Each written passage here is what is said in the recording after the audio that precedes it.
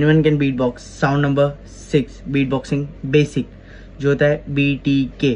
B मतलब base, तुमको B बोलना है, बी पूरा यहाँ से प्रेशर लाना है, P P P P P P. और टी का मतलब है हाई हाइट, जो तुम्हें अपने टंग को अपने रूफ पे टच करना है ऐसा, और टी बोलना है, टी।